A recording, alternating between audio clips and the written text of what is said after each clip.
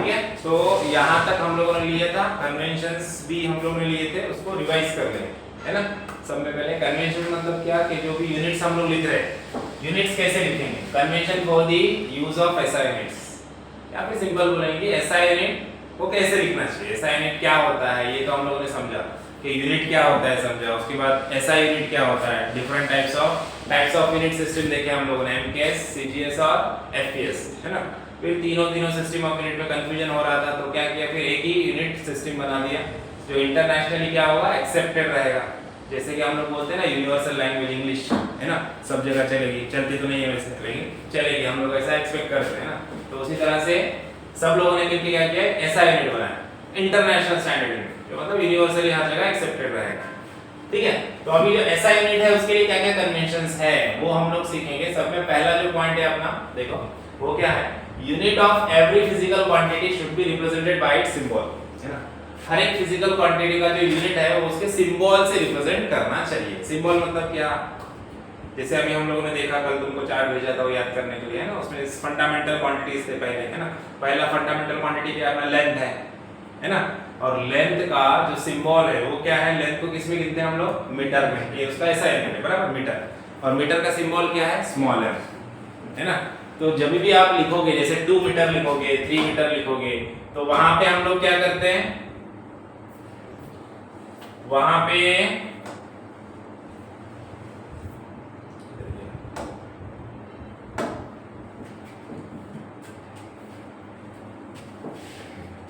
तो अभी जैसे कि मान लो हमारा ये लेंथ है 2, है ना, तो 2 मीटर का लेंथ है, तो आप ऐसे लिखोगे 2 मीटर, ऐसे पूरा लिखोगे क्या, मीटर नहीं लिखते हो ना, ऐसा पूरा मीटर लिखते हैं, हम क्या लिखेंगे, सिर्फ 2m लिखेंगे, ये m क्या है, उसका सिंबल है, ठीक है। तो हमेशा हम लोग जो ऐसा यूनिट होता है उसको हम लोग किससे,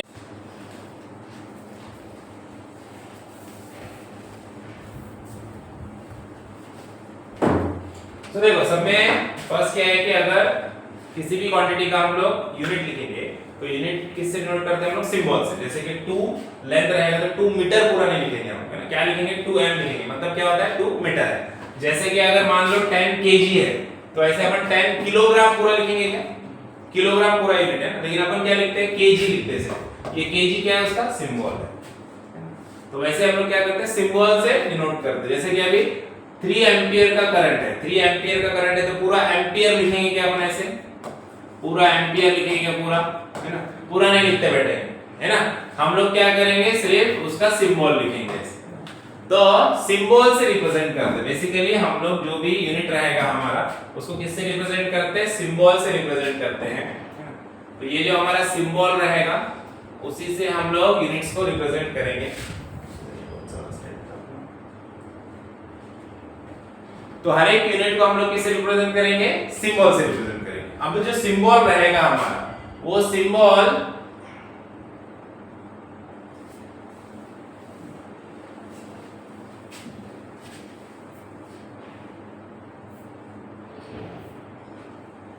तो रिप्रेजेंट बाय इट्स सिंबल। देखो सेकंड पॉइंट क्या है, full name of a unit always start with a smaller letter even if the name is after a person or scientist, है ना। जैसे कि जब भी पूरा नाम लिखेंगे किसी भी यूनिट का, हम लोग पूरा नाम लिखेंगे, जैसे मीटर पूरा लिखेंगे हम लोग, न्यूटन पूरा लिखेंगे, है ना, किलोग्राम पूरा लिखेंगे, तो ऑलवेज जो फुल नेम रहेगा, है ना, यूनिट का जो फुल नेम रहेगा, जैसे न्यूटन अपना यूनिट है ना, फोर्स का ऐसा यूनिट क्या है, न्यूटन है, तो न्यूटन जब हम लोग लिखेंगे तो न्यूटन किससे स्टार्ट करेंगे हम लोग, उसका पहला लेटर क्या रहेगा, स्मॉल लेटर रहेगा। जनरली हम लोग क्या करते हैं, फर्स्ट लेटर कैपिटल लेते हैं ना, तो यहाँ पे कैपिटल लेटर कभी भी हम लोग लेंगे नहीं।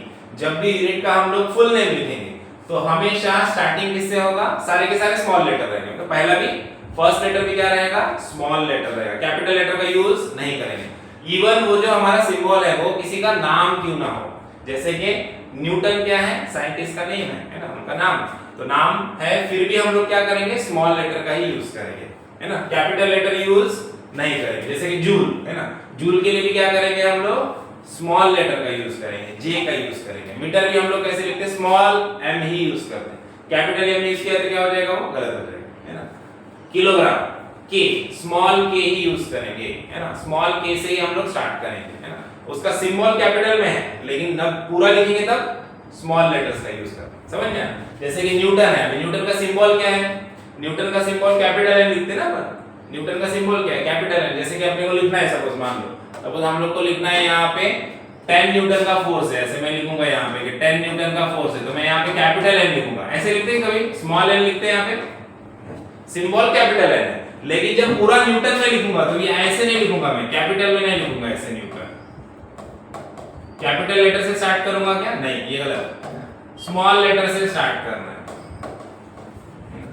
स्मॉल लेटर से स्टार्ट करना है, कैपिटल लेटर से स्टार्ट नहीं करना, स्मॉल लेटर का ही यूज करना है। ठीक है। अब उसके बाद देखो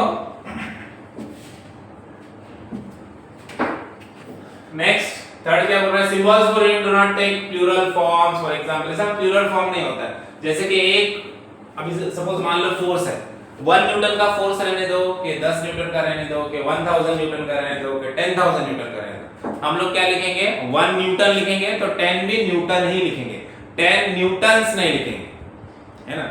जैसे कि हम लोग बोलेंगे कि हमारे पास 2 एप्पल है ना, एक एप्पल है तो एप्पल बोलेंगे ना, 5 एप्पल्स है बोलते हैं ना हम लोग, एस लगाते हैं ना लास्ट में। अगर एक से ज्यादा रहेंगे तो हम लोग क्या करते हैं? लास्ट में एस लगाते हैं। तो वैसे अगर फोर्स 1 न्यूटन का है तो भी 1 न्यूटन ही लिखेंगे, 10 न्यूटन का है तब भी 10 न्यूटन ही लिखेंगे, ऐसा नहीं लिखेंगे 10 न्यूटन्स, ऐसे नहीं लिखेंगे 100 न्यूटन्स, है ना, ऐसे लिखेंगे क्या? नहीं। अगर फोर्स जो भी क्वांटिटी है हमारी वो 1 रहने दो या 1 से ज्यादा रहने दो, हम लोग क्या करेंगे? लास्ट में एस में लगाएंगे, मतलब प्लूरल फॉर्म नहीं यूज करेंगे, सिंगुलर फॉर्म में ही रहेगा हमेशा, है ना। जैसे कि मान लो बोला कि हम लोगों ने 10 मीटर है, तो 10 मीटर्स लिखते क्या कभी? 10 मीटर्स लिखते क्या हम लोग कभी? 10 मीटर ही बोलते हैं ना। 1 मीटर भी होता है, 10 भी मीटर ही लिखेंगे, मीटर्स नहीं करते हम लोग, है ना। एक से ज्यादा इसके लिए लास्ट में एस लगाते हैं क्या? नहीं लगाते, है ना। तो ये चीज याद रखनी है अपने को। उसके बाद देखो symbols for units do not contain any full stop at the end of the recommended letter. For example देखो 25 केजी, 25 केजी के बाद ऐसा जो भी अपन यूनिट लिखेंगे ना, यूनिट का सिंबल लिखा अपन ने, उसके बाद हम लोग क्या करना है? फुल स्टॉप नहीं देना है कभी भी, याद रखो। कभी भी हम लोग क्या लिखेंगे? क्वांटिटी लिखेंगे, उसके बाद यूनिट लिखेंगे, यूनिट के बाद फुल स्टॉप नहीं आएगा कभी भी किसी सेंटेंस में। पूरा सेंटेंस रहता है ना अपना, जैसे कि क्वेश्चन आया कोई, तो क्वेश्चन में भी आप देख लो, कभी भी क्या रहेगा? कोई क्वांटिटी रहेगी, उसके बाद उसका यूनिट रहेगा, यूनिट का सिंबल लिखेंगे अपन, उसके बाद फुल स्टॉप नहीं होता है, फुल स्टॉप कभी भी नहीं देना है यूनिट के बाद। ठीक है। अभी नेक्स्ट देखो, the unit of physical quantities in numerator and denominator should be written as 1 ratio। देखो ये इंपॉर्टेंट है। For example the SI unit of acceleration is meter per second square, है ना, और metre second raise to -2 but not metre per second, है ना। मतलब क्या इसका समझ में आ रहा है? देखो यहां पे बताता तुम लोग को। अभी अगर मान लो अपना वेलोसिटी का यूनिट क्या है? वेलोसिटी इज इक्वल टू क्या होता है? डिस्प्लेसमेंट अपॉन टाइम होता है, बराबर। डिस्प्लेसमेंट हम लोग गिनते हैं मीटर में और टाइम सेकंड में, मीटर पर सेकंड इसका ऐसा यूनिट हो गया। और एक्सीलरेशन क्या होता है? वेलोसिटी अपॉन टाइम होता है, बराबर। तो वेलोसिटी का ऐसा यूनिट क्या है अपना? मीटर पर सेकंड, और ये डिवीजन में आया तो पर सेकंड। अब ऐसा लिखना गलत है। हमेशा हम जब भी यूनिट लिखेंगे तो क्या होना चाहिए? सिर्फ एक अपना न्यूमरेटर होना चाहिए, दूसरा डिनोमिनेटर होना चाहिए, बस। एक न्यूमरेटर एक डिनोमिनेटर, यहाँ पे उसके डिनोमिनेटर में और एक डिनोमिनेटर ऐसा नहीं लिखना है ना। तो क्या करेंगे हम लोग? इसके नीचे कुछ नहीं, मतलब 1 रहेगा, तो मीटर पर सेकंड, ये ऊपर गया तो क्या होगा? इसका रेसिप्रोकल हो जाएगा, उल्टा हो जाएगा, 1/s हो जाएगा। s into s क्या होगा? m into 1 m, s into s क्या होगा? s square. तो इसका ऐसा यूनिट क्या बन जाएगा? मीटर पर सेकंड स्क्वायर, है ना। तो हम लोग ऐसा लिखेंगे, मीटर पर सेकंड स्क्वायर लिखेंगे। ऐसा लिखना है क्या? मतलब सिर्फ एक क्वांटिटी ऊपर होनी चाहिए, दूसरी नीचे होनी चाहिए, है ना।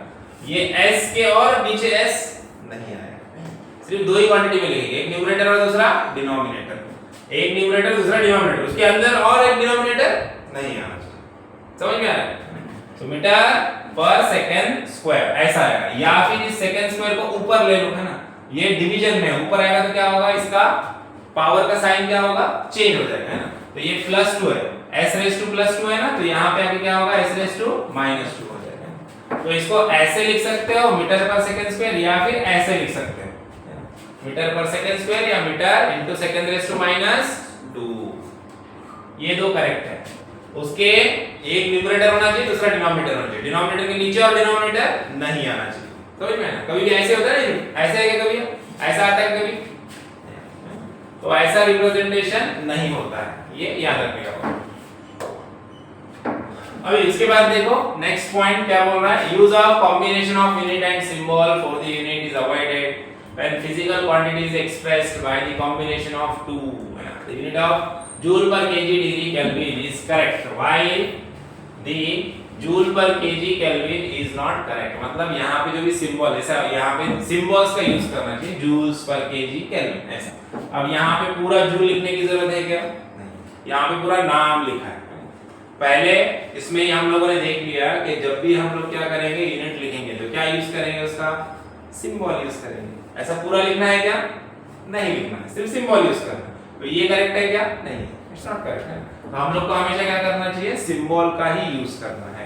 तो जूल्स है तो सिर्फ कैपिटल जी लिखो, उसका सिंबल है। पूरा जूल लिखने की जरूरत है क्या यहाँ पे?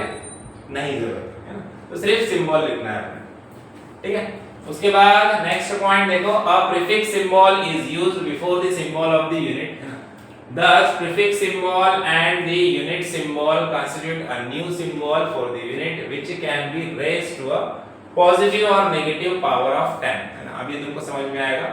अभी अपन क्या करेंगे, मेजरमेंट लेंगे, मेजरमेंट ऑफ लेंथ, मास और टाइम है, वो 3 पॉइंट्स है। उसके बाद हम डायमेंशन में जाएंगे, है ना। तो डायमेंशन हम लोग सीखेंगे ना, तब ये पॉइंट तुमको मैं बताता, वो पॉइंट तुमको तब समझ में आएगा, ठीक है। उसके बाद देखो नेक्स्ट पॉइंट क्या है अपना, स्पेस और hyphen must be introduced while indicating multiplication of two units. For example metre per second should be written as metre second raise to -1, ऐसा नहीं आना चाहिए, ऐसा आना चाहिए, हाइफन या फिर स्पेस होना चाहिए।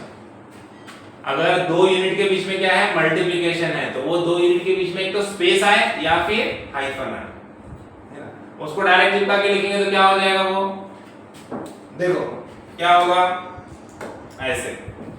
यहां पे मान लो अभी अपना किसका यूनिट है, वेलोसिटी का यूनिट है। वेलोसिटी का यूनिट क्या है, मीटर पर सेकंड है ना, बराबर, मीटर पर सेकंड है, ऐसे लिख सकते हैं इसको। अब अगर मैंने सेकंड को ऊपर लिया, सेकंड को ऊपर लिया तो देखो सेकंड के रेंज में कुछ नहीं मतलब आने ना, ऊपर आएगा तो क्या होगा, -1 हो जाएगा, बराबर। कोई भी चीज डिवीजन में है वो ऊपर आएगी तो उसका पावर का साइन क्या होता है, चेंज होता है, ठीक है। तो यहाँ पे रेज़ टू +1 है, ऊपर आया तो क्या होगा, metre into second raise to -1 हो जाएगा, बराबर। अब ये मीटर और सेकंड के बीच में क्या है, मल्टीप्लिकेशन है ना, दोनों के बीच में मल्टीप्लिकेशन। जब भी ऐसा रहेगा, जब दो हमारे यूनिट के बीच में मल्टीप्लिकेशन रहेगा, तो हम लोग को कैसे रिप्रेजेंट करना है, एक तो दोनों के बीच में क्या देना है, ऐसा स्पेस देना है, या फिर कैसे रिप्रेजेंट कर सकते हो, दोनों के बीच में ऐसा हाइफन देना है। ये जो छोटी सी लाइन बनाई है आपने, इसको क्या बोलते हैं अपन, हाइफन। तो ऐसा हाइफन से रिप्रेजेंट करना है या फिर बीच में स्पेस देना है। अगर अपन बीच में स्पेस नहीं देंगे तो क्या हो जाएगा, देखो अगर अपन ऐसा डायरेक्ट लिखेंगे ना, ऐसे लिखेंगे तो ये क्या हो जाएगा, ये एक अलग यूनिट है, मिलीसेकंड, है ना। मिलीसेकंड बोलते हैं ना अपन इसको, सेकंड का 100 पार्ट जो होता है मिलीसेकंड होता है ना। तो 100 नहीं 1000 पार्ट, है ना, मिली आगे मतलब 1000, है ना।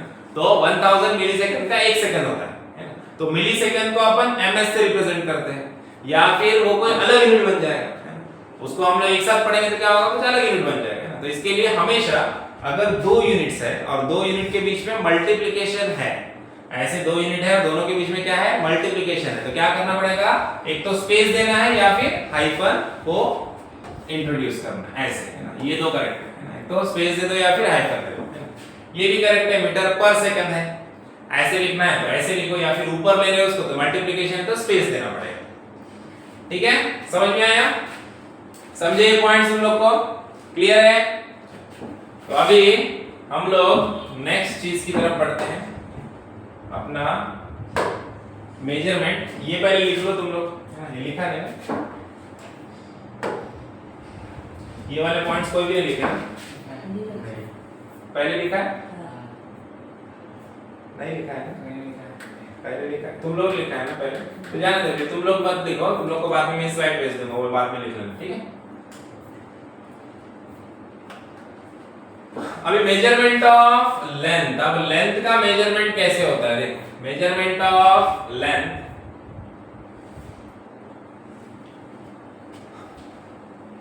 अभी हम लोग जनरली हम लोग को एक चीज पता है कि जो भी हमारे लेंथ का एसआई यूनिट है वो क्या है, मीटर है ना। Metre is the SI unit of length. लेकिन ये जो एसआई यूनिट है ये हर एक जगह पे हर एक लेंथ को मेजर करने के लिए अप्रोप्रिएट रहेगा क्या, अगर सपोज मान लो एक माइक्रो ऑर्गेनिज्म है जिसका हम लोग क्या कर रहे हैं, जिसका हम लोग डायमेंशन ढूंढ रहे हैं, है ना, या फिर एटम्स का या मॉलिक्यूल का डायमेंशन हम लोग देख रहे हैं, चेक कर रहे हैं, तो वहां पे आप मीटर में चेक करोगे क्या?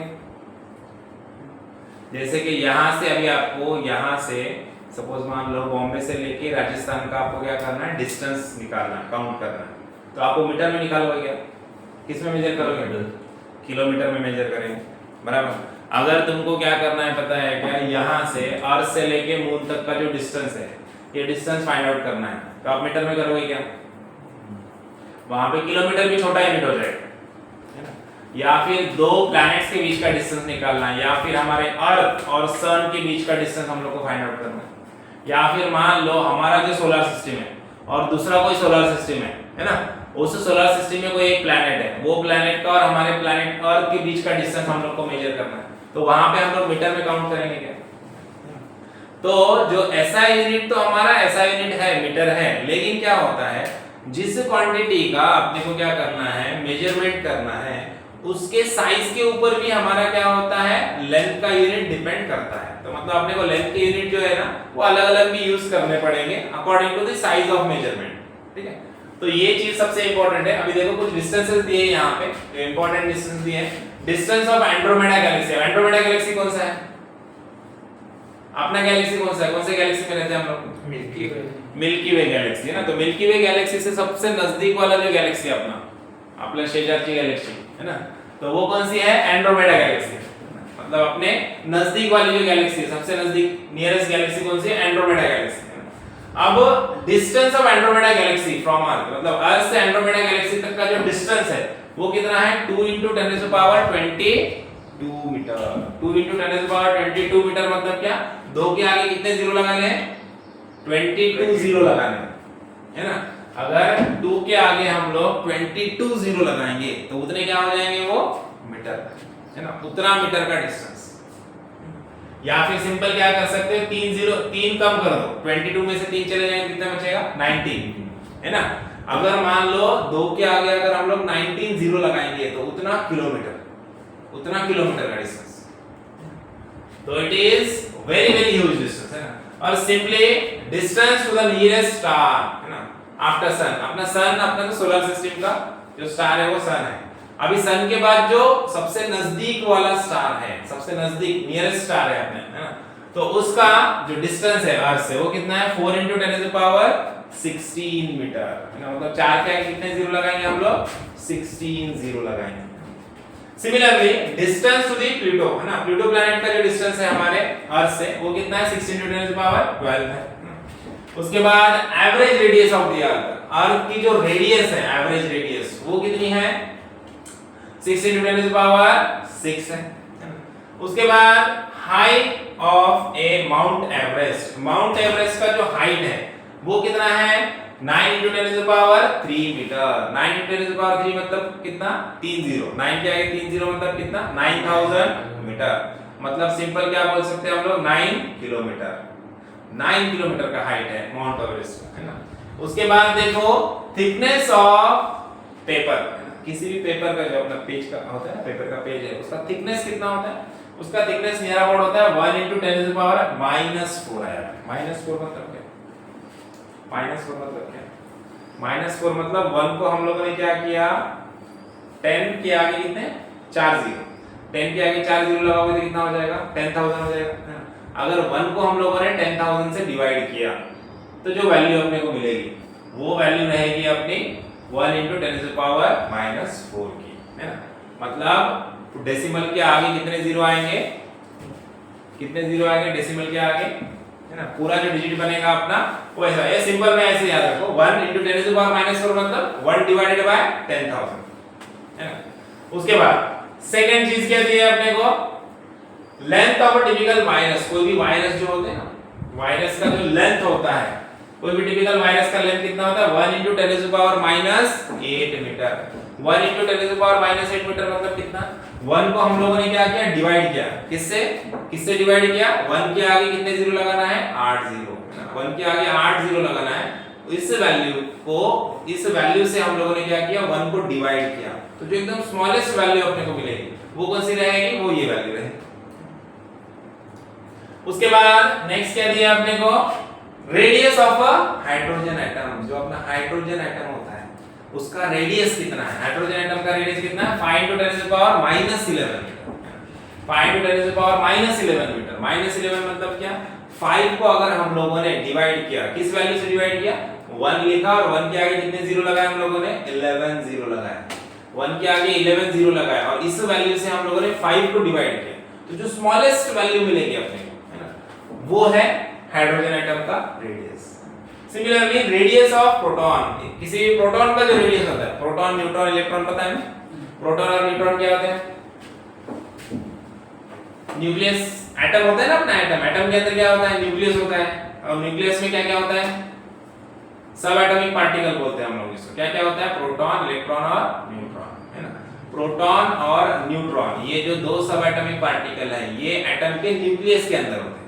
एटम होता है अपना, एटम के सेंटर में उसका न्यूक्लियस होता है, न्यूक्लियस के अंदर होता है प्रोटॉन और न्यूट्रॉन, और न्यूक्लियस के सराउंडिंग में गोल गोल ऑर्बिट में घूमते रहते हैं कौन, इलेक्ट्रॉन, बराबर, इलेक्ट्रॉन ऑर्बिट में घूमते हैं। प्रोटॉन सेंटर में जो न्यूक्लियस है उसके अंदर प्रोटॉन होता है और न्यूट्रॉन होता है। न्यूट्रॉन के ऊपर कोई भी चार्ज नहीं होता है, प्रोटॉन के ऊपर कौन सा चार्ज होता है, पॉजिटिव चार्ज, और जो बाहर इलेक्ट्रॉन घूम रहे हैं, रिवॉल्व कर रहे हैं, उन इलेक्ट्रॉन के ऊपर कौन सा चार्ज होता है, नेगेटिव चार्ज। ठीक है, तो क्या रखने का एकदम बेसिक है ना, केमिस्ट्री में आएगा तो रेडियस ऑफ प्रोटॉन, एक प्रोटॉन की रेडियस क्या होती है, सब एटॉमिक पार्टिकल है, प्रोटॉन की रेडियस कितनी है, 1 × 10⁻15 मीटर। मतलब 1 को हम लोगों ने डिवाइड किया, 1 लिखा और उसके आगे 15 जीरो लगा दिए, है ना, तो वो वैल्यू बन जाएगी अपनी 1 × 10⁻15 मीटर, है ना। तो अब यहाँ पे आप जो डिस्टेंसेस देख रहे हैं, कुछ डिस्टेंसेस तो बहुत ज्यादा लार्ज डिस्टेंसेस है ना, और कुछ डिस्टेंसेस है वो बहुत ज्यादा स्मॉल डिस्टेंसेस है। तो अभी हर एक डिस्टेंस के लिए हम लोग अगर सिर्फ और सिर्फ हमारा ऐसा यूनिट यूज करेंगे, मीटर वाला यूनिट यूज करेंगे, तो वो अप्रोप्रिएट रहेगा क्या, नहीं, है ना, क्योंकि अपने को क्या करना पड़ेगा, पता है क्या, जब बहुत स्मॉल मेजरमेंट रहेंगे तो छोटे यूनिट्स यूज करने पड़ेंगे। जैसे अपनी जो स्केल होती है वो सेंटीमीटर की और मिलीमीटर की स्केल होती है, मीटर वाली स्केल होती है क्या, मीटर वाली स्केल होती है क्या, नहीं, क्योंकि अपने पेज का जो साइज है वो छोटा होता है ना, तो वहां पे हम लोग जो भी डायमेंशंस लेंगे या जो भी क्या ड्राइंग ड्रॉ करेंगे वो कैसा रहेगा, वो सेंटीमीटर में रहेगा या मिलीमीटर में डायमेंशन रहेगा, तो इसके लिए अपने पास सेंटीमीटर का स्केल यूज करते हैं। तो देखो मेन पॉइंट क्या है कि मेजरमेंट ऑफ लार्ज डिस्टेंसेस और मेजरमेंट ऑफ स्मॉल डिस्टेंसेस। जब हम लोग लार्ज डिस्टेंसेस को मेजर करेंगे तो तब हम लोग को यूनिट अलग यूज करना चाहिए जो अप्रोप्रिएट हो उस डिस्टेंस के लिए, है ना। और सिमिलरली जब हम लोग एकदम स्मॉलेस्ट डिस्टेंस, छोटे-छोटे डिस्टेंसेस को मेजर करेंगे, तब जो हम लोग यूनिट्स यूज करेंगे वो यूनिट्स कैसे होने चाहिए, अलग होने चाहिए, वो यूनिट्स अलग होने चाहिए। लार्ज डिस्टेंसेस के लिए अलग यूनिट यूज करने चाहिए और स्मॉल डिस्टेंसेस के लिए अलग यूनिट्स यूज करने चाहिए। तो अब मेजरमेंट ऑफ लार्ज डिस्टेंसेस के लिए के मेजरमेंट के लिए हम लोग को देखो कैसे करेंगे, दो मेथड्स होते हैं लार्ज डिस्टेंसेस को मेजर करने के लिए। जैसे कि अभी मान लो अपना अर्थ है और सन है, सन और अर्थ के बीच का डिस्टेंस अपने को निकालना है, या फिर कोई अदर प्लैनेट है, उस प्लैनेट से हमारे अर्थ तक का डिस्टेंस अपने को मेजर करना है। अब मान लो मुझे यहाँ से मून का डिस्टेंस मेजर करना है, तो मैं क्या करूंगा, मैं एक टेप लेके पहुंच जाऊंगा, यहाँ से ऐसे उधर जाऊंगा, बोलूंगा इसको जा, तो उधर चांद पे खड़े रहे, मैं टेप फेंकता हूँ, अपन मेजर करेंगे।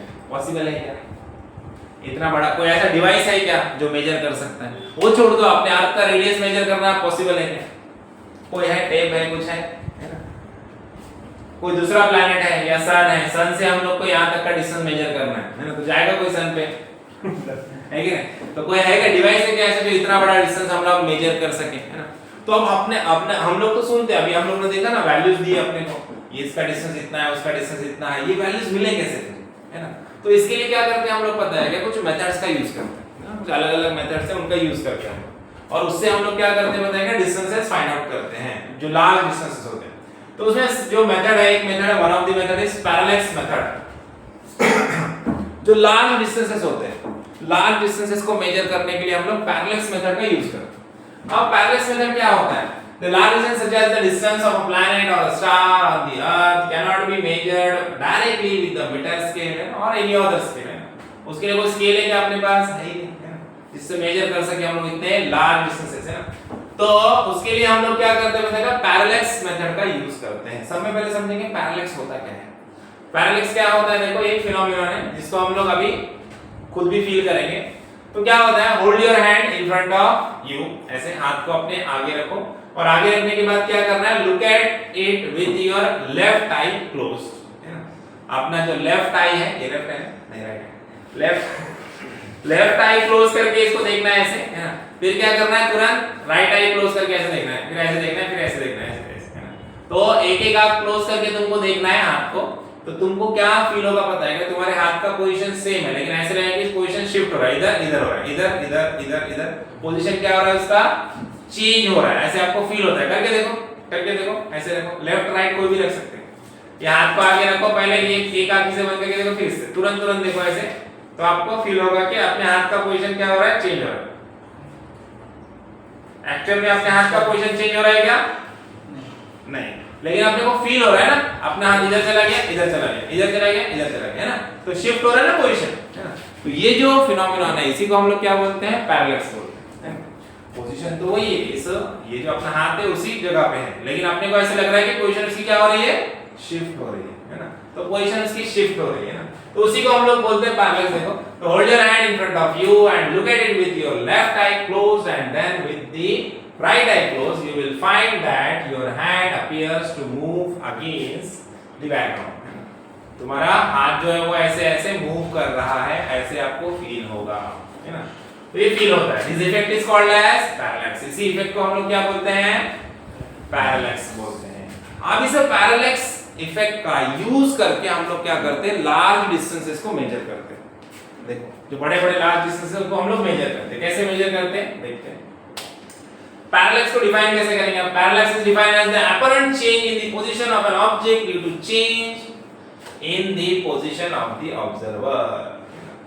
ये इसका डेफिनेशन आएगा तो क्या लिखोगे, ये वाला पॉइंट लिखोगे, है ना। फिनोमेनन क्या है, वो ऊपर वाला है। सो डेफिनेशन क्या बोलता है, definition is the parallax is defined as the apparent change in the position of an object due to change in the position of the observer. अगर ऑब्जर्वर का पोजीशन चेंज हो रहा है, मतलब हम लोग पहले ये आंख से देख रहे थे, फिर ये आंख से देखेंगे ना। तो ऑब्जर्वर यहां से देख रहा है, फिर यहां से देख रहा है, तो ऑब्जर्वर का पोजीशन चेंज होता है। अगर ऑब्जर्वर का पोजीशन चेंज होगा तो जो हमारा इमेज है, जो भी ऑब्जेक्ट है जिसका हम लोग इमेज देख रहे हैं, उसकी पोजीशन में भी क्या होगा, चेंज होगा। उसके पोजीशन में भी क्या होने वाला है, चेंज होने वाला है। उसके पोजीशन में भी अपरेंट चेंज होने वाला है। So that is parallax, है ना।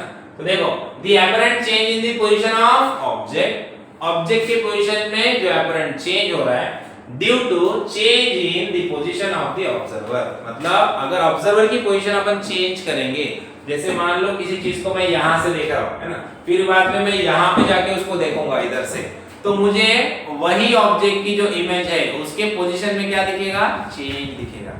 अभी अपने को ऐसे फील नहीं होता, अपन ऐसे देखेंगे तो अपने को लगेगा हाँ ये तो उधर ही है ना। फिर इधर से आएंगे, इधर देखेंगे अरे वो तो वहीं पे है ना। लेकिन अगर आप अपरेंट चीज तुरंत उसको चेंज करेंगे पोजीशन को, तो अपने को समझ में आता है। आंखों से हम लोगों ने देखा ना ये, फिर ये किया तो अपने को उसके पोजीशन में चेंज दिख रहा है ना, ऑब्जेक्ट के पोजीशन में चेंज दिख रहा है।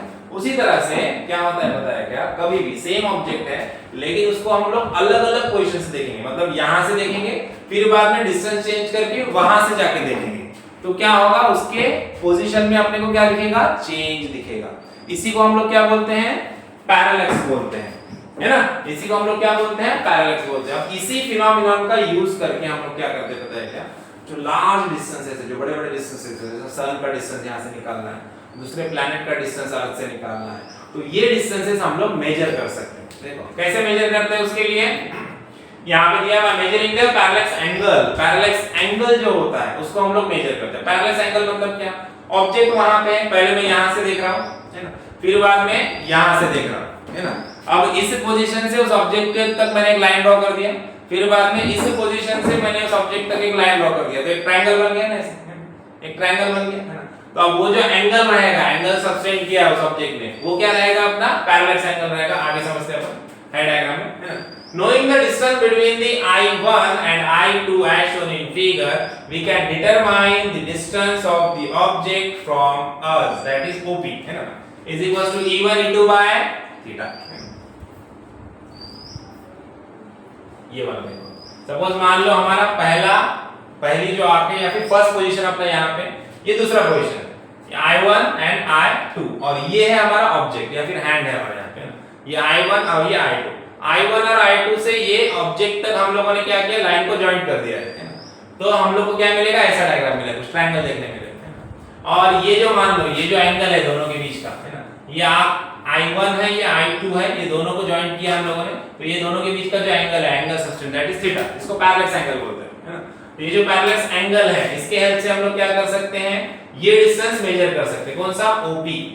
ये जो OP डिस्टेंस है ना, इसको हम लोग फाइंड आउट कर सकते हैं।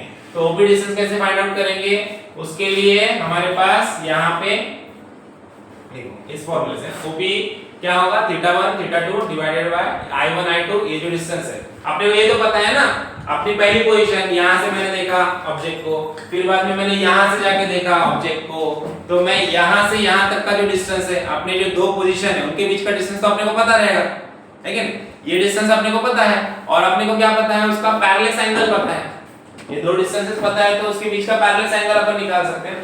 तो I1 I2 अपॉन थीटा कर देंगे हम लोग, तो अपने को क्या मिलेगा, यहाँ से उस ऑब्जेक्ट तक का डिस्टेंस मिल जाएगा। तो अब इसी मेथड का यूज करते हैं लार्ज डिस्टेंसेस को मेजर करने के लिए। पहले क्या करते हैं, जैसे कि मान लो सन का डिस्टेंस मुझे निकालना है, अर्थ से सन का डिस्टेंस निकालना है, तो मैं क्या करूंगा, अर्थ के कॉर्नर पे चले जाऊंगा सीधा, है ना। सपोज मान लो कन्याकुमारी पहुंच गया मैं, वहां से मैंने सन को देखा, है ना, वहां से मैंने सन को देखा, एक पोजीशन ले लिया, सन कहां पे, ठीक है। उसके बाद फिर मैं कन्याकुमारी से इधर आ गया एकदम कॉर्नर में नीचे केरला में, है ना। अब वहां पे केरला नहीं, ऊपर जाएगा दिल्ली साइड, हां, तो उधर गया मैं, है ना, और वहां से मैंने वापस सन को देखा। अब मेरा पहला पोजीशन है कन्याकुमारी, दूसरा है दिल्ली। अब कन्याकुमारी से दिल्ली का जो डिस्टेंस है अपने को पता है ना। तो ये डिस्टेंस तो मेरे को पता है, मतलब I1 I2 का डिस्टेंस मुझे पता है, और वहां से हम लोग एंगल फाइंड आउट कर सकते हैं। जो रेज जा रहे हैं उससे हम लोग क्या कर सकते हैं, एंगल फाइंड आउट कर सकते हैं, पैरेलल एंगल है। अब पैरेलल एंगल मिल गया अपने को और दिल्ली से कन्याकुमारी का डिस्टेंस मिल गया, तो ये जो डिस्टेंस है, डिस्टेंस को एंगल से हम लोग डिवाइड करेंगे तो अपने को डायरेक्ट क्या मिलेगा, अर्थ से सन तक का डिस्टेंस मिल जाएगा, है ना। अर्थ से सन तक का डिस्टेंस मिल जाएगा डायरेक्ट, है ना। तो ये फार्मूला से अपन क्या कर सकते हैं, किसी भी ऑब्जेक्ट का डिस्टेंस ऐसे फाइंड आउट कर सकते हैं बाय द पैरेलल मेथड, है ना। पैरेलल मेथड से हम लोग क्या कर सकते हैं, ऐसा डिस्टेंस फाइंड आउट कर सकते हैं। समझ में आया। ये एक मेथड है, वन ऑफ द मेथड है, ऐसे बहुत सारे मेथड्स हैं जिससे हम लोग डिस्टेंसेस मेजर कर सकते हैं। अब यहाँ पे एक्चुअल चीज यहाँ पे भी दी है, देखो इस वाले डायग्राम में। सबसे पहले ये लिखो पैरेलल्स क्या होता है, ये लिखो पहले, उसके बाद आगे बढ़ते हैं हम लोग।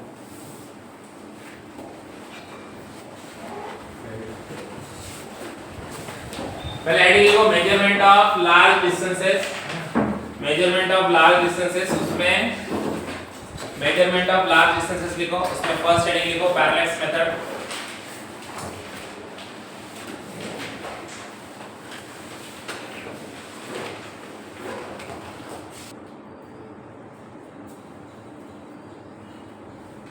देखो अभी अगर हम लोग को लार्ज डिस्टेंसेस मेजर करने हैं, जैसे कि मान लो हमारा अर्थ है, अर्थ से सन का डिस्टेंस या फिर एक प्लैनेट से दूसरे प्लैनेट का डिस्टेंस फाइंड आउट करना है ना। तो तब अपने को जो डिस्टेंसेस है, जैसे कि ये आर्क से देखा फिर ये आर्क से देखा, तो हम लोग को क्या करना पड़ेगा, जो डिस्टेंसेस है, जो दो पॉइंट्स अपने रहने वाले हैं जहां से हम लोग ऑब्जेक्ट को देखने वाले हैं, वो पॉइंट के बीच का डिस्टेंस भी कैसा होना चाहिए, ज्यादा होना चाहिए, क्योंकि ये डिस्टेंस भी तो बहुत ज्यादा है ना। तो पॉइंट के बीच का डिस्टेंस भी ज्यादा होना चाहिए, क्यों, क्योंकि अगर ये डिस्टेंस कम रहेगा तो जो एंगल आएगा, जो एंगल रहेगा, पैरेलल एंगल रहेगा, वो बहुत कम हो जाएगा, नेग्लिजिबल हो जाएगा, है ना। तो इसके लिए डिस्टेंस ज्यादा होना चाहिए। तो मैक्सिमम डिस्टेंस हम लोग को अर्थ पे क्या मिल सकता है कि अर्थ का एक कॉर्नर पॉइंट देखा आपने और दूसरा वाला कॉर्नर पॉइंट लिया, है ना। मतलब अर्थ के एक कॉर्नर पॉइंट से हम लोगों ने क्या किया, सन को देखा, उसके बाद सेकंड पॉइंट हम लोगों ने अर्थ का दूसरे कॉर्नर वाला पॉइंट लिया, फिर यहां से सन को हम लोगों ने देखा, है ना। और ऐसा हम लोग को एक ट्रायंगल मिल गया, है ना। उसके बाद ये वाला जो एंगल रहेगा अपना पैरेलल एंगल रहेगा, है ना। और ये दो बीच का डिस्टेंस अपने को पता है AB, है कि नहीं। तो ये जो डिस्टेंस AB है इसको स्मॉल b से इधर डिनोट किया है ना। तो हम लोग क्या करेंगे, स्मॉल b बाय थीटा करेंगे, वहां से अपने को क्या मिल जाएगा, ये डिस्टेंस मिल जाएगा BS, मतलब ये जो हमारा सन से अर्थ का जो डिस्टेंस है वो वाला डिस्टेंस हम लोग को यहाँ पे मिल जाएगा। देखो इस तरह से है कि नहीं। Consider two opposite point surface पे, अर्थ के सरफेस पे जो फारदेस्ट पॉइंट है दो हम लोगों ने कंसीडर किए, और वो अलग अलग पॉइंट है ए और बी है। ए पॉइंट से हम लोगों ने सन का डिस्टेंस, सन को देखा, फिर बाद में गए बी पॉइंट पे, फिर बी से सन को देखा, है ना। ये पूरा डायग्राम मिल जाएगा अपने को। फिर बाद में ट्रायंगल एएसबी है जिसमें डायरेक्शन प्लान। तो फाइनली अपने को क्या मिलने वाला है, फाइनली अपने को ये मिलने वाला है d जो है डिस्टेंस, है ना, वो इज इक्वल टू क्या होगा, b बाय थीटा होगा, है ना। b मतलब क्या, b is the distance between the two points. जैसे डायग्राम में अपने को समझ में आ रहा है, जैसे मान लो अर्थ का ये वाला एक पॉइंट है और ये वाला एक पॉइंट है, ये दो पॉइंट का डिस्टेंस अपने को पता है क्योंकि हम लोग यहाँ पे गए, फिर यहाँ से यहाँ पे गए, ये क्या हो गया, अर्थ के डायमीटर के बराबर हो गया, है ना। तो ये डिस्टेंस हम लोग को पता है। ये डिस्टेंस को इस वाले एंगल से हम लोग डिवाइड करेंगे तो अपने को क्या मिल जाएगा, ये वाला डिस्टेंस मिल जाएगा, है ना। यही तो पैरेलल मेथड है, अभी तो हम लोग इसी कहते हैं ना। तो ये डिस्टेंस निकालने के लिए हम लोग क्या करेंगे, ये थीटा हम लोग को चाहिए और ये दो पॉइंट का डिस्टेंस चाहिए जहां से ऑब्जर्वर देखने वाला है। तो हम लोग अर्थ के एक कॉर्नर से देखेंगे, फिर बाद में दूसरे कॉर्नर पे जाके देखेंगे। तो ये दो पॉइंट के बीच का डिस्टेंस हम लोग को पता रहेगा ऑलरेडी, है ना, और थीटा हम लोग को पता रहेगा। तो इस डिस्टेंस को हम लोग थीटा से क्या कर देंगे, डिवाइड कर देंगे। तो अपने को क्या मिल जाएगा, अर्थ और सन के बीच का डिस्टेंस मिल जाएगा, है ना। समझ में आया। तो यही अपना पैरेलल मेथड है टू मेजर द डिस्टेंस, है ना। अब measurement of distance to stars, है ना। अभी sun is the star which is the closest to the earth, है ना। जो अपना सन है वो सबसे नजदीक वाला स्टार है अर्थ से, लेकिन अगर बहुत दूर कोई स्टार रहेगा उसका डिस्टेंस अपने को मेजर करना है, तो तब अपने को क्या करना पड़ेगा, तब अपने को जो अपने पॉइंट्स है जहां से हम लोग डिस्टेंस मेजर कर रहे हैं ना, जैसे सन का डिस्टेंस मेजर करने के लिए अपने क्या किया, अर्थ का एक कॉर्नर लिया फिर दूसरा कॉर्नर लिया, तो डिस्टेंस ज्यादा था तो सन का डिस्टेंस अपन मेजर कर पाए। लेकिन अगर अपने को अभी दूसरे प्लैनेट का दूसरा कोई सन है, दूसरा कोई स्टार है दूसरे सोलर सिस्टम में, उसका डिस्टेंस मेजर करना है अर्थ से, तो फिर अपने को क्या चाहिए, जो डिस्टेंस है वो और ज्यादा दूर चाहिए, है ना। मतलब जो दो पॉइंट जहां से हम लोग ऑब्जर्व करने वाले हैं डिस्टेंस को, वो दो पॉइंट और ज्यादा दूर होने चाहिए। तो अभी हम लोग क्या करेंगे फिर उसके लिए हम लोग क्या करेंगे, देखो उसके लिए हम लोग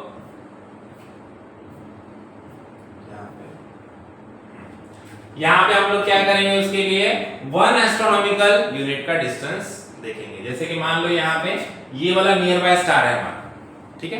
अब डायग्राम तो समझो पहले, तो बाकी चीजें समझ में आएंगी। ये अपना नियर बाय स्टार है, ये बहुत दूर है, और हम लोग यहाँ पे, ये अर्थ है अपना, और ये अपना सन है। अर्थ क्या कर रहा है, सन को रिवॉल्व कर रहा है ना। अर्थ सन को रिवॉल्व करता है। अर्थ को सन का एक रिवोल्यूशन करने के लिए कितना टाइम लगता है, 1 साल का टाइम लगता है, बराबर। तो अभी मान लो हमारा अर्थ यहाँ पे है, अब यहाँ से वो रिवॉल्व करते करते करते करते 6 मंथ के बाद यहाँ पे पहुंचेगा, बराबर है ना, और पूरे साल में वापस यहाँ पे आ जाएगा। तो यहाँ से रिवॉल्व करना अर्थ ने क्या किया, स्टार्ट किया। अब यहाँ पे अर्थ अपना पहुंचा, तो यहाँ से हम लोग क्या करेंगे, सन का पोजीशन ले लेंगे। ये पहला अपना पोजीशन है, दो पोजीशन चाहिए ना अपने को, फर्स्ट इस पोजीशन से देखेंगे फिर इस पोजीशन से देखेंगे, बराबर। दो पोजीशन चाहिए जहां से हम लोग सन को देखने वाले। तो पहला वाला पोजीशन अपना ये वाला रहेगा जब अपना अर्थ यहाँ पे रहेगा। फिर बाद में क्या करेंगे, अपन अर्थ को पूरा इधर आने देंगे, 6 महीना लगेगा उसको, ये कॉर्नर से ये कॉर्नर पे आने के लिए। तो अर्थ जब यहाँ पे आ जाएगा, फिर यहाँ से हम लोग फिर क्या करेंगे, उस स्टार को देखेंगे, बराबर। तो अपने को अब ये जो दो पॉइंट है, ये अपने को बहुत ज्यादा डिस्टेंस मिल गया ना, यहाँ पे यहाँ से देखा, फिर बाद में यहाँ से देखा, ये दोनों के बीच का डिस्टेंस बहुत ज्यादा है, ठीक है। मतलब सन से हमारे अर्थ का जो डिस्टेंस है वो ऑलमोस्ट क्या हो गया, डबल हो गया, है ना। सन से अर्थ का जो डिस्टेंस होता है उसको हम लोग क्या बोलते हैं, 1 एस्ट्रोनॉमिकल यूनिट बोलते हैं, AU मतलब क्या, एस्ट्रोनॉमिकल यूनिट, है ना। तो अभी अर्थ से सन के बीच का जो डिस्टेंस है उसको अपन क्या बोलते हैं, 1 एस्ट्रोनॉमिकल यूनिट बोलते हैं। वो डिस्टेंस को क्या बोलते हैं, 1 एस्ट्रोनॉमिकल यूनिट बोलते हैं, ठीक है। तो अभी अर्थ का ये वाला पोजीशन और अर्थ का ये वाला पोजीशन, ये दोनों के बीच का डिस्टेंस कितना हो गया, 2 एस्ट्रोनॉमिकल यूनिट हो गया। मतलब यहाँ से इतना सन और अर्थ के बीच का डिस्टेंस है, ये भी सन और अर्थ के बीच का डिस्टेंस है। तो ये 1 एस्ट्रोनॉमिकल यूनिट, ये 1 एस्ट्रोनॉमिकल यूनिट, तो ये क्या हो जाएगा, 2 AU हो जाएगा, 2 एस्ट्रोनॉमिकल यूनिट। मतलब पहले हम लोगों ने यहाँ से देखा फिर यहाँ से देखा, तो दो दूर के पॉइंट मिल गए अपने को और दूर के, है ना। तो फिर क्या करेंगे हम लोग, फिर यहाँ पे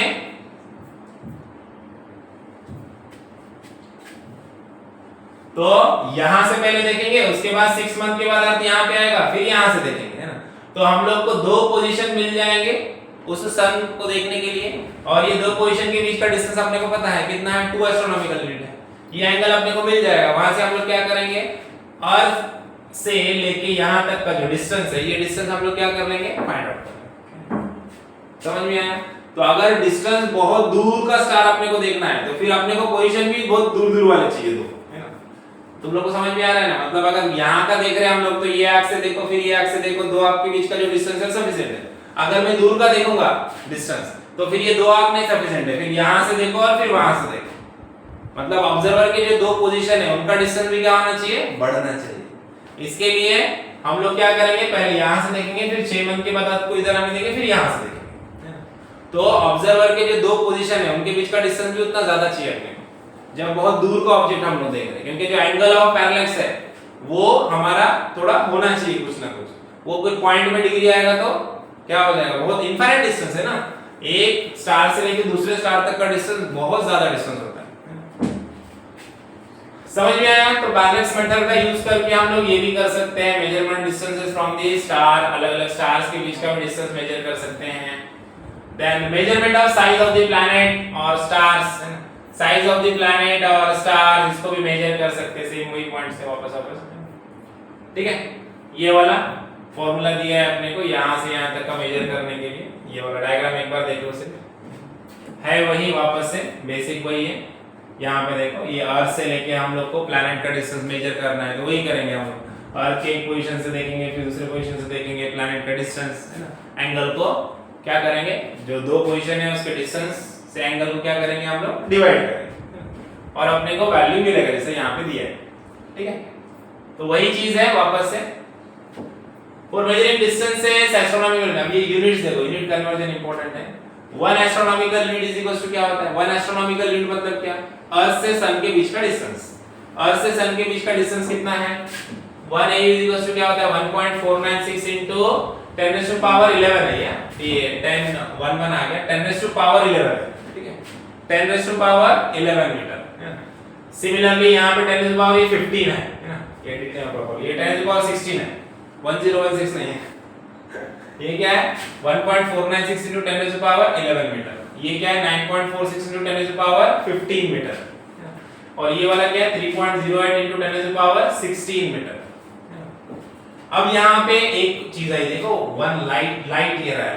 लाइट ईयर मतलब कौन सा यूनिट होता है, अभी तुमको पता है, जो दूर दूर के डिस्टेंस, जैसे कि हमारी गैलेक्सी से दूसरे गैलेक्सी का डिस्टेंस, या हमारे गैलेक्सी का डायमीटर, है ना, एक सोलर सिस्टम से दूसरे सोलर सिस्टम का डिस्टेंस, ये हम लोग लाइट ईयर में मेजर करते हैं। लाइट ईयर मतलब क्या, लाइट की स्पीड कितनी होती है, speed of light, normal speed of light जो वैक्यूम में होती है कितनी होती है, 3 into 10 raised to power 8 metre per second, है ना, 3 into 10 raised to power 8, है ना। मतलब सिंपल वर्ड में बोलेंगे तो 3 लाख किलोमीटर पर सेकंड, है ना, 3 लाख किलोमीटर पर सेकंड। मतलब एक सेकंड में लाइट कितना ट्रैवल कर सकता है, 3 लाख किलोमीटर का डिस्टेंस ट्रैवल कर सकता है, ये लाइट का स्पीड है, बराबर। एक सेकंड में 3 लाख किलोमीटर का डिस्टेंस ट्रैवल कर सकता है। तो अगर हम लोग लाइट ईयर से चलते जाए, 1 सेकंड चलेंगे, फिर 2 सेकंड, फिर 3 सेकंड, 60 सेकंड चलेंगे तो 1 मिनट हो जाएगा, बराबर। तो 1 मिनट में लाइट ने जितना डिस्टेंस ट्रैवल किया, कुछ अमाउंट ऑफ डिस्टेंस ट्रैवल करेगी ना, 1 सेकंड में 3 लाख किलोमीटर कर रही है, तो 1 मिनट में कितना डिस्टेंस ट्रैवल करेगी, 60 into 3 लाख करना पड़ेगा, बराबर। सिमिलरली 1 घंटे में कितना ट्रैवल करेगी, 60 into 3 लाख करना पड़ेगा, है ना। तो उसी तरह से 24 घंटे मतलब एक दिन में कितना ट्रैवल करेगी, वापस मल्टीप्लाई करना पड़ेगा, है ना। एक महीने में कितना करेगी, अगर लाइट क्या करेगी पता है क्या, लाइट के स्पीड से हम लोग जाएंगे और लाइट एक पूरे साल में, है ना, पूरे ईयर में 1 साल तक लाइट चलती जाएंगी। लाइट की स्पीड समझ में आ रही है ना, 3 लाख किलोमीटर पर सेकंड। अब उस स्पीड से लाइट चलती जाएगी और 1 साल में उस लाइट ने जितना डिस्टेंस ट्रैवल किया उसको हम लोग क्या बोलते हैं, 1 लाइट ईयर डिस्टेंस बोलते हैं। समझ में आ रहा है कितना ज्यादा डिस्टेंस हो जाएगा, 1 सेकंड में 3 लाख, 1 मिनट में 60 सेकंड होते हैं, 1 घंटे में कितने सेकंड होते हैं, 60 into 60 3600। एक दिन में कितने, एक दिन में 24 घंटा होता है। और सिर्फ एक दिन की बात नहीं चल रही, एक महीने की बात नहीं चल रही, 12 मंथ्स मतलब पूरे 1 साल में, है ना, पूरे 1 साल भर लाइट ऐसी चलती रहेगी उस स्पीड से। और लाइट ने 1 साल में पूरा जितना डिस्टेंस ट्रैवल किया है उस डिस्टेंस को हम लोग क्या बोलते हैं, 1 लाइट ईयर डिस्टेंस बोलते हैं। कितना बोलते हैं, 1 लाइट ईयर डिस्टेंस बोलते हैं। तो ये लाइट ईयर में डिस्टेंस हम लोग मेजर करते हैं। सो अभी देखो 1 light year is equal to कितना होता है 9.46 into 10⁻15 मीटर, है ना। ये 9.46 के आगे कितने लगाएंगे जीरो हम लोग 15 जीरो लगाएंगे, है ना। ये एक डिजिट आया ना, इसके आगे और कितने 15 डिजिट, इसको इस डिजिट को अपन 15 डिजिट आगे बढ़ाएंगे, इस डेसिमल को 15 डिजिट आगे बढ़ाएंगे और तो जो वैल्यू मिलेगा 1 एस्ट्रोनॉमिकल यूनिट मतलब क्या होता है सन और अर्थ के बीच का डिस्टेंस, वो 1 एस्ट्रोनॉमिकल यूनिट होता है। वो किसके बराबर होता है 1.496 into 10⁻11 मीटर। 1 पारसेक, अभी पारसेक यूनिट मतलब क्या होता है, पारसेक यूनिट मतलब जो अपना ये है ना, किधर गया, यहां पे देखो parsec 1 light year is the distance, 1 astronomical unit, 1 parsec is the distance from where 1 astronomical unit subtend an angle of 1 second of arc, है ना। ये डिस्टेंस कौन सा डिस्टेंस होता है 1 parsec unit मतलब is the distance from the where 1 astronomical unit subtend an angle of 1 second, 1 second of arc का जब एंगल सबटेंड करेगा हमारा जो 1 एस्ट्रोनॉमिकल यूनिट है subtend angle of 1 second, 1 second का एंगल जब सबटेंड करेगा तो जो डिस्टेंस मिलेगा वो डिस्टेंस किसके बराबर होता है 1 पारसेक के बराबर होता है, 1 पारसेक के बराबर। और 1 पारसेक का कन्वर्जन याद रखने का, 1 पारसेक मतलब कितना 3.08 into 10⁻16 मीटर या फिर कितना 3.26 light year, 3.26 light year. 1 light year मतलब क्या, अगर लाइट 1 साल तक चलती जाएगी तो जितना डिस्टेंस ट्रैवल करेगी वो 1 लाइट ईयर, और अगर 3 साल तक चलती जाएंगी सेम स्पीड से तो जितना डिस्टेंस ट्रैवल करेगी वो 3 लाइट ईयर्स। तो ये 3.26 लाइट ईयर्स मतलब अगर लाइट 3.26 ईयर्स तक चलती जाएगी कंटिन्यूअसली तो जितना डिस्टेंस ट्रैवल करेगी वो 3.26 लाइट ईयर के बराबर रहेगा। ये यहाँ पे दिया है देखो कन्वर्जन, 1 सेकंड मिनट सेकंड में भी एंगल यूज करते हैं ना अपन, एंगल मिनट और सेकंड में भी आता है, आगे रहेगा उसका कन्वर्जन तो समझ में आएगा ना। तो मेजरमेंट ऑफ लेंथ हुआ यहाँ पे, measurement of very small distance, अगर बहुत स्मॉल डिस्टेंस रहेगा छोटे छोटे डिस्टेंस, अब ये लार्ज डिस्टेंस तो हो गया अपने एकदम स्मॉल डिस्टेंस है जैसे कि वायरस है उसको देखना है अपने को, है ना, या फिर सपोज मान लो एटम का डायमीटर निकालना है, मॉलिक्यूल को देखना है उसका साइज है, वो एकदम स्मॉल डिस्टेंस है ना, उसको कैसे मेजर करते हैं, माइक्रोस्कोप से मेजर करते हैं, सबको पता है। सो माइक्रोस्कोप का यूज करते हैं हम लोग उसको देखने के लिए, वर्नियर कैलिपर बोल लो या फिर हमारा मिलीमीटर का स्केल बोल लो, उससे हम मिलीमीटर के स्केल से हम लोग मेजर कर सकते हैं डायमीटर वायरस का वगैरह, वायरस को देख सकते हैं, हम ओपन आई से देख ही नहीं सकते, है ना। तो हम लोग क्या करेंगे फिर माइक्रोस्कोप का यूज करेंगे, और यहाँ पे देखो टनलिंग इलेक्ट्रॉन माइक्रोस्कोप है ना, जनरली इसका यूज करते हैं हम लोग। यहाँ पे देखो किस तरह से हम लोग मेजर करते हैं, वो यहाँ पे इसका थोड़ा सा डायग्राम दिया है, इसका ब्रीफ में आगे तुम लोग को रहेगा। अभी फिलहाल इतना याद रखो, यहाँ पे क्या रहेगा अपना ये एनोड कैथोड वगैरह क्या है, अभी तुम लोग को इसके बारे में तुम लोग सीखोगे आगे आगे, जैसे से फिजिक्स 2 का पार्ट चालू होगा ना तुम्हारा, वो चैप्टर्स होगे ना, तो तुम लोग को ये चीजें और अच्छे से समझ में आएंगी। सिर्फ यहाँ पे इतना याद रखो कि माइक्रोस्कोप का यूज करते हैं हम लोग, जिससे हम लोग क्या करते हैं जो स्मॉल डिस्टेंसेस है, तो वायरस है या फिर कोई बहुत छोटी चीज है उसको हम लोग को मेजर करना है, तो वहां पे हम लोग माइक्रोस्कोप वगैरह का यूज करते हैं, उससे वो डिस्टेंसेस मेजर करते हैं जो कि बहुत स्मॉल डिस्टेंसेस होते हैं। Then measurement of mass, measurement of mass अब इंपॉर्टेंट है। मेजरमेंट ऑफ मास सब में पहले अपने को एक चीज पता होना चाहिए, मेजरमेंट ऑफ मास अपन बाद में लेंगे, आज नहीं लेंगे, आज थ्योरेटिकल पार्ट बहुत हो गए, थोड़े से एमसीक्यूज देखते हैं, ठीक है। अब ये डिराइव्ड क्वांटिटी और फंडामेंटल क्वांटिटी कल मैंने ग्रुप पे भी डाला, देखो वो किया कि तुम लोगों ने देखा वो याद करना है, वो बहुत इंपॉर्टेंट है, ठीक है, वो बेसिक है एकदम अपना, वो याद होगा तभी अपन डायमेंशंस निकाल सकते हैं। डायमेंशन का क्वेश्चन आता है ना, फाइंड आउट द डायमेंशन, उसके ऊपर कुछ ना कुछ क्वेश्चन रहेगा ही रहेगा कॉम्पिटिटिव एग्जाम में, कोई भी दे दो, ठीक है। तो इसके लिए वो डायमेंशंस के क्वेश्चन समझने के लिए पहले तुम लोग को हर एक क्वांटिटी का फॉर्मूला और उसका यूनिट पता होना चाहिए। वही मैंने भेजा था, कुछ क्वांटिटीज के भेजा था, वो कुछ क्वांटिटीज है और है वैसे जो तो अपने को याद होने चाहिए बेसिक। और बेसिकली क्या है पता है क्या, जो फिजिक्स हम लोग पूरा सीखेंगे, मतलब 11th और 12th तक जो फिजिक्स हम लोग सीखेंगे ना, तो वो सारे क्वांटिटीज अपने को अपने आप याद हो जाएगा, क्योंकि वो अपन सीखने वाले हैं, वो आगे अपन हर चैप्टर में आने वाले हैं, तो अपने आप को याद होंगे। लेकिन उससे पहले अपने को वो अभी याद करना है क्योंकि अपने को डायमेंशन सीखना है, ठीक है। तो अभी डायमेंशंस में देखो, डायमेंशंस कल हमने कुछ लिए थे ना, क्या लिए थे कुछ? डायमेंशंस मतलब क्या होता है, जो अपने फंडामेंटल क्वांटिटी है उसके रेज में, उनके पावर में जो भी वैल्यू रहेगी उसको हम लोग क्या बोलते हैं, उसका डायमेंशन बोलते हैं ना। जैसे कि लेंथ है, अगर मैंने लिखा लेंथ, लेंथ का डायमेंशन क्या रहेगा, l/1। मास का डायमेंशन क्या रहेगा, m/1। टाइम का डायमेंशन क्या रहेगा, t/1, है ना।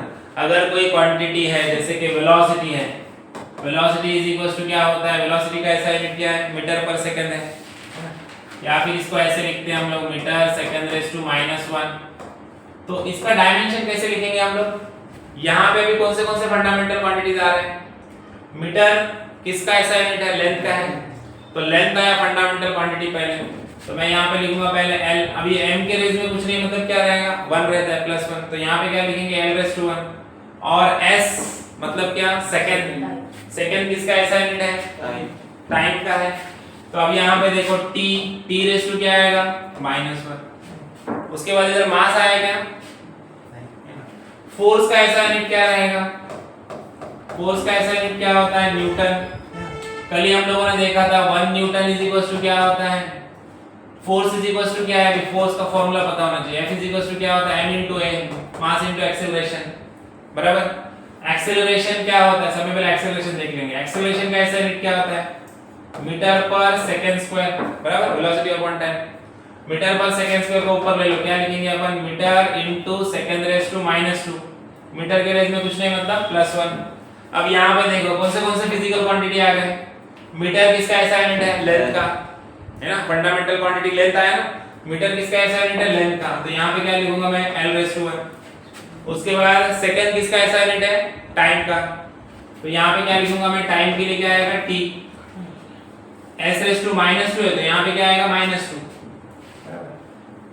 फोर्स क्या है, मास * एक्सेलरेशन। अभी मास क्या है हमारा, मास kg में मेजर करते हैं हम लोग, बराबर, और एक्सेलरेशन किस में मेजर करते हैं, मीटर पर सेकंड स्क्वायर। सो kg metre per second square या (10⁻²)। ये क्या हो जाएगा, ये फोर्स का बेसिक यूनिट है ना। और ये 1 kg metre per second square को ही हम लोग क्या बोलते हैं, 1 न्यूटन बोलते हैं। तो फोर्स का डायमेंशन क्या हो जाएगा फिर, 1 न्यूटन, मतलब ये क्या है, kg मीटर पर सेकंड(-2). अब यहां से इसका डायमेंशन बनेगा, kg किसका ऐसा यूनिट है, मास का है ना। मास को किससे डिनोट करेंगे हम लोग, मास फंडामेंटल क्वांटिटी है अपना m, कैपिटल M। kg के रेंज में कुछ नहीं, मतलब 1 m/1। अब m किसका यूनिट है, m क्या है, मीटर है, मीटर। m मतलब क्या, मीटर। मीटर किसका ऐसा यूनिट है, लेंथ का, तो l/2 क्या आएगा, 1। और s मतलब क्या, सेकंड, सेकंड किसका ऐसा यूनिट है, टाइम का, तो t/2 क्या आएगा, -2, जो है वही लिखने का। अभी work done is equal to क्या होता है, work done is equal to क्या है, force into displacement, force into displacement, that is work done, है ना, बराबर है ना। तो फोर्स का ऐसा यूनिट क्या होता है, अब बताओ, फोर्स का ऐसा यूनिट मिला अपने को, क्या है, kg metre per second square. Force का ऐसा यूनिट मिला ना, फोर्स का न्यूटन है, न्यूटन मतलब ये बेसिक यूनिट लिखेंगे, ठीक है। फोर्स का ऐसा यूनिट क्या है, kg मीटर सेकंड(-2), ठीक है। इसके रेंज में 1, इसके रेंज में 1। अब डायमीटर, ये क्या है, डिस्प्लेसमेंट है। डिस्प्लेसमेंट मतलब क्या, लेंथ ना, डिस्टेंस। डिस्प्लेसमेंट मतलब क्या, डिस्टेंस मतलब क्या, लेंथ, है ना। तो डिस्टेंस को कैसे मेजर करूंगा मैं, डिस्प्लेसमेंट का ऐसा यूनिट क्या है, मीटर है ना, मीटर। दोनों के बीच में मल्टीप्लिकेशन है, तो यहाँ पे मल्टीप्लिकेशन देके मीटर लिख दूंगा, मीटर के रेंज में कुछ नहीं, मतलब 1। अब क्या करेंगे अपन, अब ध्यान देना है, kg को kg जैसा लिख दो, kg/1। ये मीटर/1 इनटू मीटर/1 क्या हो जाएगा, मीटर/2, है ना। तो यहाँ पे क्या लिख दूंगा मैं, मीटर/2, और ये सेकंड/-2, ठीक है, आ गया, मिला दिया। अब इसका डायमेंशन लिखो। डायमेंशन कैसे लिखेंगे, kg है, kg किसका ऐसा यूनिट है, मास का। मास मतलब क्या, m/1। फिर मीटर, मीटर किसका ऐसा यूनिट है, लेंथ का, तो लेंथ/2 क्या लिखूंगा मैं, 2। और सेकंड किसका ऐसा यूनिट है, टाइम का, तो t/-2 है ना, समझ में आया ना। ये मीटर और ये मीटर, मीटर इनटू मीटर क्या होगा, मीटर का स्क्वायर। तो यहाँ पे क्या आया, kg का 1 m1, मीटर का 2 मतलब l का 2 लेंथ है, उसके बाद सेकंड का रेस टू -2 है, तो t का क्या है, रेस टू -2। वर्क डन हो गया। पावर क्या होता है, पावर क्या होता है? अच्छा एनर्जी क्या होता है, एनर्जी का ऐसा यूनिट क्या है? एनर्जी किसमें मेजर करते हैं अपन? जूल्स में मेजर करते हैं। 1 जूल इज इक्वल टू क्या है? एनर्जी किसमें जो मेजर कर रहे हैं हम लोग? जूल्स में, बराबर। 1 जूल इज इक्वल टू क्या होता है? 1 joule is equal to 1 newton metre. Energy का ऐसा यूनिट और वर्क डन का ऐसा यूनिट दोनों सेम रहेंगे। फोर्स इनटू डिस्प्लेसमेंट, मतलब इसका ऐसा यूनिट क्या हुआ? न्यूटन मीटर हुआ ना, और 1 newton metre is equal to क्या होगा? जूल। इसको सिर्फ कैपिटल जे से नोट करेंगे हम लोग, जूल। तो 1 जूल इज इक्वल टू क्या रहेगा? 1 न्यूटन मीटर रहेगा। एक चीज पक्का याद रखो, एनर्जी और वर्क डन, एनर्जी और वर्क डन दोनों का ऐसा यूनिट कैसा है? सेम है। दोनों का ऐसा यूनिट सेम है, तो दोनों का डायमेंशन भी कैसा रहेगा? सेम रहेगा। जो इसका डायमेंशन आया ना m⁻1 l⁻2, जैसे वर्क डन का है, दोनों का डायमेंशन क्या रहेगा? वही रहेगा, m⁻1 l⁻2 और t⁻²। अब पावर क्या होता है? Power is a rate of work done, मतलब power is equal to simple word में क्या होता है? Work done upon time. Power क्या होता है? Work done per unit time, मतलब एक यूनिट टाइम में कितना वर्क तुमने किया वो क्या शो करता है? तुम्हारा पावर शो करता है ना।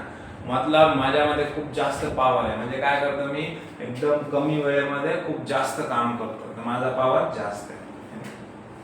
अजून दुसरं कोणी आहे ते काय करतो, तोच काम करण्यासाठी त्याला जास्त वेळ लागतो, म्हणजे त्याचा पावर कसं आहे? कमी। Power is rate of work done. Rate मतलब कितने टाइम में तुम वो वर्क कर सकते हो, है ना। एक काम है, उस काम को करने के लिए किसी को क्या लग रहा है? 10 सेकंड लग रहा है, और वही सेम काम कोई 1 सेकंड में कर देगा, है ना। तो जो 1 सेकंड में वो काम कर रहा है उसका पावर ज्यादा है, और वही काम करने के लिए जिसको 10 सेकंड लग रहा है उसका पावर कम है। समझ में आया? तो power is what? Rate of work done. Simple याद रखो, पावर का फार्मूला क्या होता है? Work done upon time. अब वर्क डन क्या है? वर्क डन क्या है? Force into displacement upon time, बराबर। फोर्स का ऐसा यूनिट क्या है? फोर्स का ऐसा यूनिट हम लोग निकाला अभी, न्यूटन है। न्यूटन लिखेंगे क्या हम लोग? बेसिक यूनिट लिखेंगे, KG metre per second square. Force क्या आएगा अपना? केजी मीटर सेकंड स्क्वायर, मतलब सेकंड रेज़ टू -2। उसके बाद इधर डिस्टेंस है, डिस्टेंस क्या आएगा? Again metre. अब डिवीजन में इधर क्या है? टाइम है, तो टाइम क्या आएगा? s, है ना, s। अब ये s को ऊपर लेना है, अब इधर ध्यान दो। अब क्या हो जाएगा? kg मीटर/1 सेकंड/-2 मीटर/1। अब ये सेकंड/1 है, इसको ऊपर लेंगे तो क्या होगा? सेकंड/-1 हो जाएगा, तो इसको ऊपर ले लो, ये भी सेकंड/-1 हो जाएगा। अब क्या क्या होगा? देखो इधर kg, ये मीटर/1 क्या होगा? Metre square. सेकंड/-2 -1, तो क्या होगा? -3 होगा, है ना। क्या होता है? बेस सेम है तो ऊपर क्या होता है? एडिशन, है ना। -2 -1 क्या होगा? -3 हो जाएगा, है ना। तो अब इसका डायमेंशन फॉर्मूला क्या बन जाएगा फिर? केजी क्या है? केजी मतलब क्या है? मास है ना। तो मास मतलब क्या? कैपिटल है, m⁻1। ये मीटर मतलब क्या है? लेंथ है, l⁻2, और सेकंड मतलब क्या है? टाइम है, तो t⁻2 क्या आ जाएगा? -3। इस तरह से अपने को डायमेंशंस फाइंड आउट करते आने चाहिए।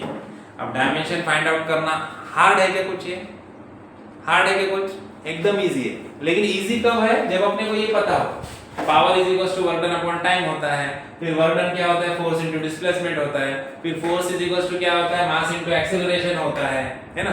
एक्सेलरेशन इज इक्वल टू क्या होता है? वेलोसिटी अपॉन टाइम होता है, वेलोसिटी इज इक्वल टू क्या होता है? डिस्प्लेसमेंट अपॉन टाइम होता है। तो ये अगर अपने को पता है तो फिर ये अपने को एकदम इजी है है ना।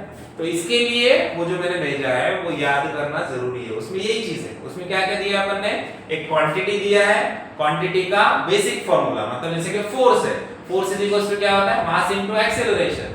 फिर उसका एसआई यूनिट क्या है, उसका एसआई यूनिट है न्यूटन, है ना। न्यूटन कहां से आया, KG metre per second square से आया। तो ये चीज अपने को आ गई, तो फिर डायमेंशन हम लोग किसी का भी वैल्यू का निकाल सकते हैं।